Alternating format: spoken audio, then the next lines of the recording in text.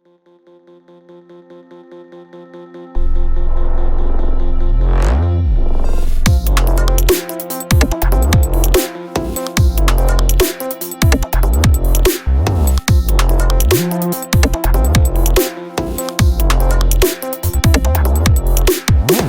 hear me?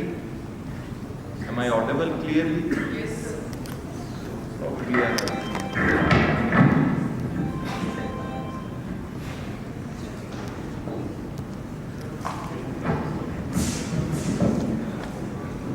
So thank you very much, the organizers, for providing me this opportunity to talk about tissue-derived stem cells. I'm grateful to my teachers, Professor Fridoon, Professor M.B.B.S, who have been instrumental in helping me in achieving my goals of doing PhD. I'm also grateful to Professor Sabrina Sohail. She's not my direct teacher, but she's teacher of my wife, so I have a lot of respect for her. And Professor Zada Rani, whom I have done house job with, and the rest of the audience. So we will start with this journey. Actually, I'll be talking about fat grafting, its basics, and we will be moving towards stem cells. As Professor Fridoon has told you, that practically these days we are only doing stem cells which are derived from adipose tissue. So it all started by the journey of a transfer of a lipoma. So we will be talking about background of fat grafting, then problems with fat grafting. Then fat grafting was repopularized, and these days I think this is the most popular therapy for skin rejuvenation. Then technique modifications. After that we will talk about cell-assisted lipotransfer, and then our experience with cell-assisted lipotransfer, and in the end we will have the conclusion. So background of the fat grafting. Actually it started all with treatment of atrophic scars. Basically in 1893 people started using fat for atrophic scars, and still these days fat is still used for atrophic scars. So we don't invent anything new, we only move on the shoulder of the joint. Okay. So then there was the lipoma transferred for reconstruction of the breast. With the journey he thought that as breast is soft fat, so he thought of transferring a lipoma to the breast.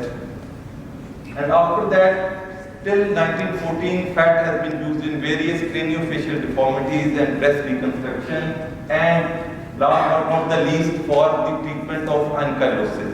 So it has been used since 1914, nothing new. So there were problems with fat grafting. Basically, most of the fat got absorbed after a few days. 50% of the cells which were transferred were absorbed. So it went down. But later on,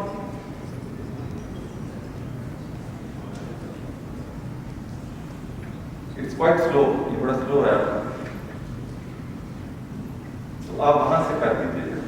So then it was again repopularized with the invention of, or with the invent of liposuction.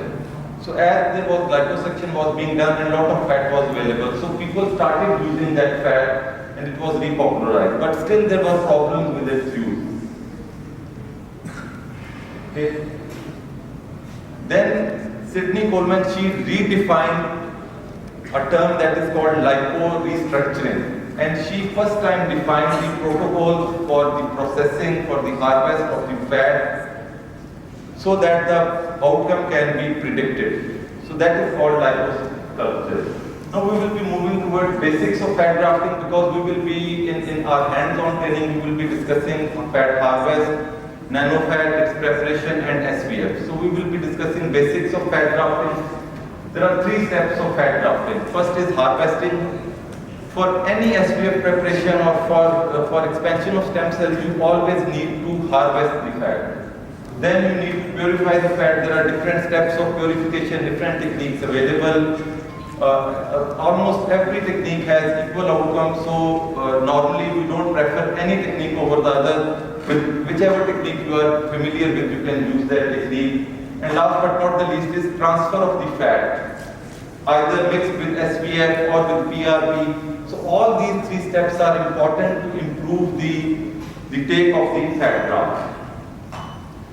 So I basically relate this to a farmer seeding, growing a crop. So basically putting fat graft into any part of the body or in the skin or anywhere, it is akin to a farmer sowing seeds. Basically there are 4 steps. 4 as component. One is soil. So recipient area where you are going to put the fat is important.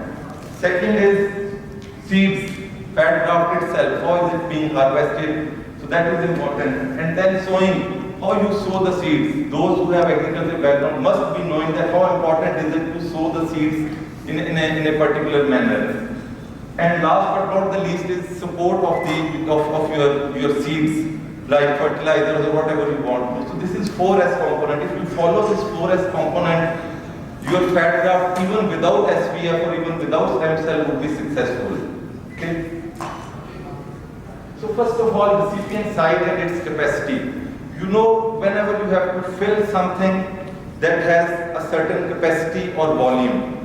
I will give an example, like if there is a radiotherapy to skin, that skin would not be pliable. If you pinch the skin and you can easily pinch the skin, that skin has good capacity or compliance. But if you cannot pinch the skin, it has poor capacity or poor compliance. Fat itself improves the capacity or compliance of the site. Okay.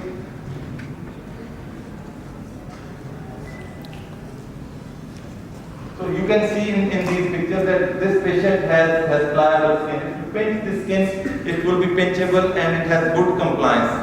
But on this side, this patient has poor skin compliance. Everything is adherent to the bone. So these two patients would behave differently. Here you would require more fat grafting session just to make the skin pliable. But here the results would be different. Okay? So this is important. The side where you are putting the graft, soil. Soil is important. Now this graft is very important. There is often a debate, should we overfill, underfill of optimum filling? Previously, when we were students, we were taught that you should overfill because fat is going to absorb. But this is not the truth. You can see this is the augmentation going up. We are augmenting, and this is the survival of the fat graft. As we keep on augmenting, the survival stays at a level. But the moment you overfill or you augment more, the survival goes rapidly down. So it means this concept is very important, that you need not to overfill anything. Video play. So this is again the same depiction here. You can see this is the optimum fill. We are filling. After this, if we keep on filling, now this is the optimum fill. Survival would be 80 to 90%. But after that, now we are overfilling this, the fat is going to absorb. Okay? And we will see how it happens and how can we avoid this. Next, PJ. So next is preparation, seeds itself. It is very important. So there are different points. We will be discussing this on hands-on, why we will be doing hands-on training. But important points are that you have to harvest in a bloodless field, because if fat graft would contain blood, that would incite inflammatory response and that would result in absorption of the fat. Then you have to preferably harvest with less traumatic technique. However, studies have shown that even with high pressure fat would survive, but it is always better to have low pressure section while you are harvesting fat for injection. Always use 2 to 2.5 to 3 millimeter cannula. Again, it will depend which fat you are harvesting. You are harvesting macro fat, micro or nano. We will discuss this in detail while we will be doing hands-on training. And you should minimally handle the fat, because the more the fat will be exposed to the environment, the less would be the take. So preferably there should be a closed system of fat harvest and fat transfer. And there are different methods of preparation, but I always prefer preparing the fat with a gravity sedimentation method. There are methods for centrifuging the fat. There are Tefla rolling, just drying the fat out and then just keeping the fat so that gravity brings the fat up and the fluid fluid down. Okay. So let me give it with you. So normally there are various sites available, but we can harvest fat from thigh, from abdomen. The studies have shown that there is no specific predilection for the site for a better tail. So wherever fat is available, you can always harvest, but normally I prefer harvesting fat from the thigh. Next. Next. So this is gravity indentation method. This is, so picture on your right side was showing a bag full of fat, and so it will be used for macro fat, other indications. After that, very settled. So we have discussed about the soil, we have discussed about the seed. Next would be sowing the seed. So we will be showing a video to you